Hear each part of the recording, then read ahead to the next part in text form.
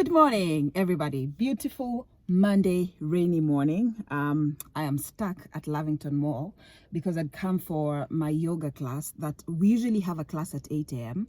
But turns out since the pandemic, they canceled the 8 a.m. So there's only one at 6 and 10. So now I'm stuck here. And I don't want to go for my next appointment because I know I'll definitely be late for this class. And I really, my body needs the yoga. So here we are. I thought I had asked you guys a while ago if you wanted like a blow by blow of what happens when you get to Marie Stopes for an abortion. So here's the video. Okay, so I wrote down what I could remember from the time I got in to the time I got out. I must say that I went to the Marie Stopes in town, which is their premier or their like classy clinic, but they do have others in Kangemi. I know Pangani. They have places in Mombasa, in Thika, everywhere. But I think the cheapest one should be in Kangemi, and then the most expensive is the one in town. But the services are the same. It's just the location that is different. That's why my fee was quite high. So when you get in, you register. Consultation is 1,200. Again, I don't know how much Kangemi is, but I'm sure it's cheaper than that. So it's 1,200 for you to register or for consultation, and then you see the doctor. The process was quite fast. There were many women there, actually. There were quite many. But you see, Marie Stopes is a hospital, so it's not that everybody that's there is there for an abortion. People are there for different reasons. Could be COVID, you know. So you get in, you tell your doctor why you're there. So of course I told him, hey, I'm pregnant, we need to terminate. So you'll start calculating the dates. What about your period? When was the last time you had your period? Blah, blah, blah. You tell him that you've already tested at home. But the thing is, he also has to test. So the doctor also has to test, because you just telling him that you tested positive does not mean that that's the case. So what you do then is he'll send you back. You'll go and pay for a number of tests that need to be done for them to ascertain that you're pregnant.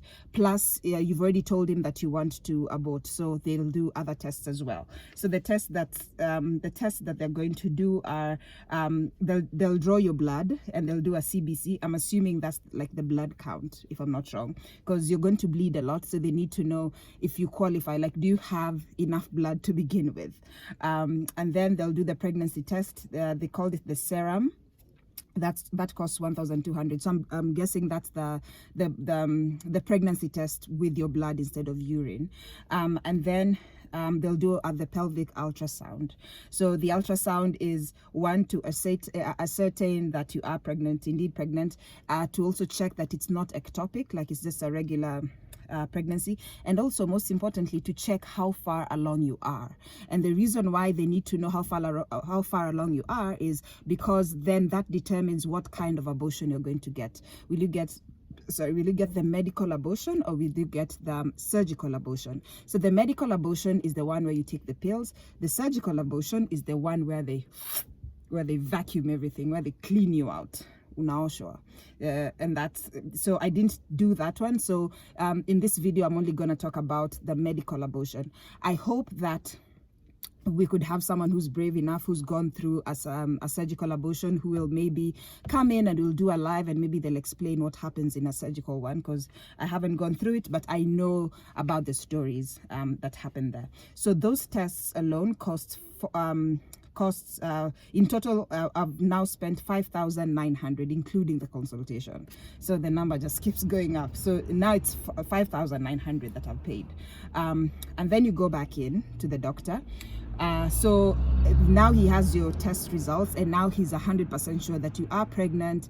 My blood count was fine. I had enough blood, and the ultrasound also proved that it wasn't ectopic. It was just a regular pregnancy, and I was 5 weeks 4 days at that point, which meant that I qualified for a medical abortion. So a medical abortion can only be done up to 8 weeks. Yes, medical abortion can only be done up to 8 weeks. That is about 2 months. You can do the medical one, and then after that you can only do the surgical one, and that is up to 3 months. After 3 months, even in South Africa, I know it's not legal for you to do. You can abortions are legal, but only up to 3 months. So basically, the bigger your pregnancy, the more complicated the abortion is going to be, and the higher the chances that you're going to have a surgical abortion, which is terrible, which is painful. I mean, the medical one was also not easy, but I hear that other one is even more terrible.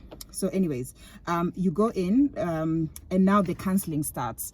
Oh my god. Okay, I know, kudos to my doctor. He did a very good job in counseling, but at some point I was just like, let's get this over with.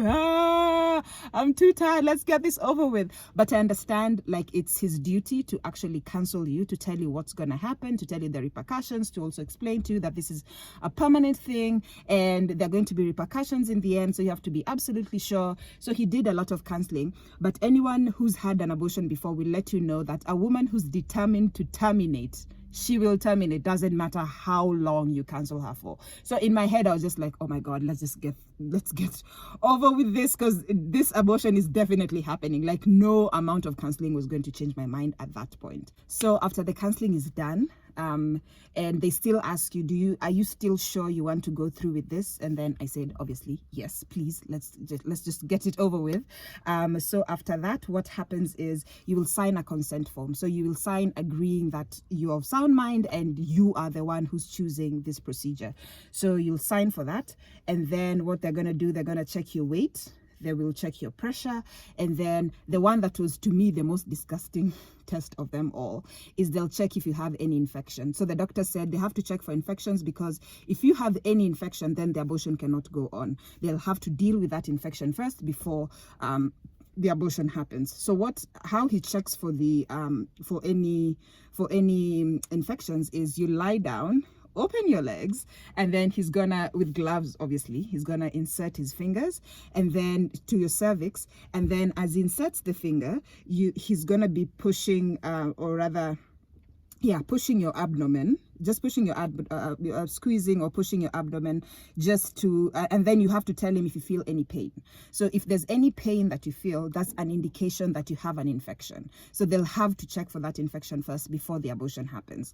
So to me it was disgusting, because I hate, even during sex, I hate being fingered. Like, I find it very juvenile, very high school. You know, I prefer tongue work than finger work. So to me, it was really uncomfortable. It wasn't painful, it was just uncomfortable, because the only time that I insert my fingers in my vagina is when I'm inserting my cup. That's the only time. And yes, it's not painful or it's not uncomfortable because it's my period. I just hate someone else doing it. Let me just put it that way. I hate someone else putting their fingers in my vagina.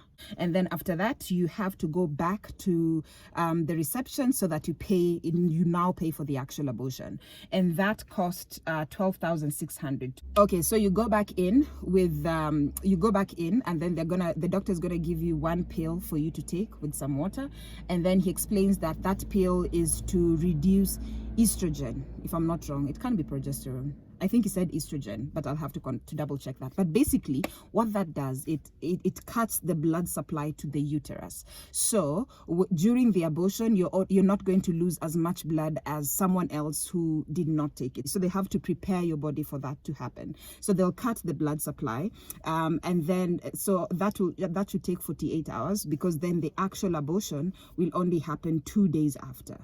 They explain the kind of signs to look out for. So for example, they say cramping is normal, vomiting, diarrhea, shivering, but then the bad signs are like excessive cramping. Like if the pain is unbearable, that's bad. Excessive vomiting, excessive bleeding, excessive a fever. If you have a fever, they really told me to look out for fever. A fever is you should shiver, but there should not be a fever. So if there's a fever, then you have to really you need to rush yourself back to hospital, because it means that something is wrong. Yeah, and then after that, it's just like, do you have any questions? He really takes you slow. He asks you if you have any questions, if there's anything that is not clear. And for me, I was good. So I was told, okay, all the best. And then I was given an appointment for 2 weeks. So after 2 weeks, you need to go back for what we call the post-abortion care, because they need to know if everything has been a success. So for me, I did not go exactly after 2 weeks. I went after, I think, 21 days. But I was being told by my doctor that the main reason why they need you to go after 14 days is, one, they need to check that your abortion has been successful, because incomplete abortions are a thing. Incomplete is when not everything came out. Like, I remember on Instagram, someone actually had an incomplete one, said she, after her abortion, which after like 3 or 4 days, she started smelling something that was coming from her vagina, and she was like, what is happening? Like, it was just a very, very strong smell. So she went back to the quack that she had gone to, and the quack was like, yeah, it was an incomplete abortion. And she's like, so what can we do now? The doctor's like, the doctor, I'm calling him doctor because that wasn't a qualified guy, and I was like, yeah, I don't know. Okay, so when you go back for post-abortion care, the first thing, you're going to pay your $1,200 for your consultation, and then you're going to see your doctor. You're going to tell him that you're there for post-abortion care. So what they're going to do is they're going to send you for ultrasound. And ultrasound is important because they now have, you know, like when they can now see if everything has been cleared, your uterus is fine, like there's nothing left, there's no mass left. So they checked for that. And I was all good. And then after that, you go back to the doctor. Oh, so you'll pay $3,000 for that. So basically that's $4,200 already that you would have paid. And then after that, you go back to the doctor. So what's going to happen there? It's mostly just a counseling session. They just want to counsel you again after the abortion, just to see where your mind is. Are you okay mentally? Are you okay emotionally? Like, how are things, basically? Like, to me, I feel like they truly, truly care. So after that, if you had kept the appointment, if you came in after 2 weeks of your abortion, then they're going to give you any contraceptive of your choice for free. So whether it's an IUD, whether you prefer the pill, whether you prefer an injection, they're going to explain all the different types of contraceptives that are there, and then you choose the one that you feel you'd be more comfortable with, and they will not charge you for that. But the catch is, you have to come in exactly 2 weeks. You must come in at that time when they give you that abortion. So it has to happen within the first 14 days. Otherwise, you'll have to pay for the contraceptive the next time that you go. So the takeaway in all of this is, if you are pregnant and you definitely know that you want to have an abortion, what I would say is have it immediately. Don't wait for it, because the more you wait, the more it's growing. Plus, he said, not everybody qualifies for an abortion. So, and that's why I keep saying it's not good to just go to over the counter and go to these quack doctors, or have your boyfriend go and look for some pills somewhere and just tell you to just put it under the tongue and do whatever. It doesn't work like that. So what I would say, why it's very, very important for you to go to an actual hospital and see an actual doctor, because all hospitals can do an abortion, like you. It's just that people don't know, but any qualified doctor can actually do an abortion. An abortion is not as complicated as people think. But the reason why you really have to go in is because who will check your pressure? If you're doing it over the counter and it's just some guy who's just giving you some pills, who will check your pressure? Who will check your blood work? Who will do a scan for you? Who's going to do all that? So that's why it's very, very important that, honestly, we should just legalize abortion so that women can stop going to quacks. Women can actually start getting qualified professionals who can actually do this. And also, it will bring the price down. Because honestly, in total, I spent, for the abortion itself and post-abortion care, I spent $22,700. 22,007. Like, I feel pain even saying that number. The irony of it is, it's actually cheaper for you to get a contraceptive, for you to get an IUD or the injection or the pill. Those are actually cheaper than an actual abortion. Like, abortions are it's even cheaper. Even tying your tubes is cheaper than an abortion. Can you imagine? Because tying your tubes will be at about 15K at Marie Stopes. Anyway, thank you so much for hanging out with me, and thank you for watching this video. Like I said before, I mean, it's not urgent, but if you've had a surgical abortion, I would really love if we could like have a live so that other people could also know what happens. And also, please note that everybody's experience is different. So for example, just because I bled for 14 days does not mean that you will do the same. Just because mine was so painful does not mean that yours will be less painful or it will be even more painful. So everybody has a completely different experience. That's why it's always good to have these open conversations on abortion, so that people who've never had it can actually prepare themselves mentally if that day ever comes. Thank you so much for hanging out. If you're watching this on YouTube, please remember to subscribe. And if you're following this on Instagram, please remember to follow. Please follow and share the video so that, who knows, other people might also benefit from this information. So, goodbye.